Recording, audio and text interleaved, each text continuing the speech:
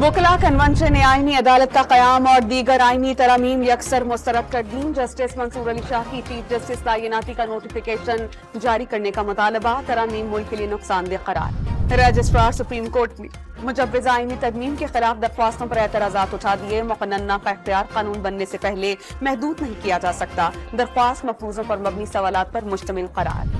साबिक़ सदर आरिफ अलवी की मंसूरा में हाफिज रहमान से मुलाकात। जमात इस्लामी का 26वीं तरमीम मानने से साफ इनकार। आरिफ अलवी ने तरमीम को आइन रौंदने के मुतरादिफ करार दे दिया।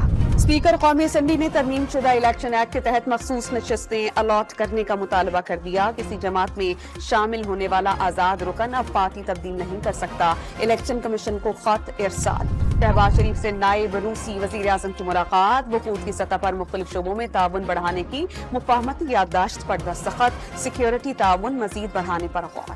ज़मीर जिम्मेदार ओहदे पर बैठकर मखसूस जमात को ऊपर ला रहे थे। इस सिलसिले में उनको कोर्ट मार्शल जारी है। सिक्योरिटी हुकाम का मुआक़िब।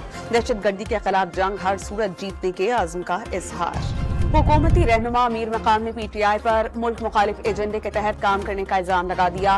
वाज़ेह किया कि कौमी तराने की बेहुरमती करने वालों ने खुद अफगानिस्तान से दुश्मनी की है। कराची के इलाके औरंगी टाउन में भाई ने जाती रंजिश पर फायरिंग करके बहन और बहनोई को मार डाला। एक शख्स जख्मी। पुलिस ने मुलजिम गिरफ्तार कर लिया।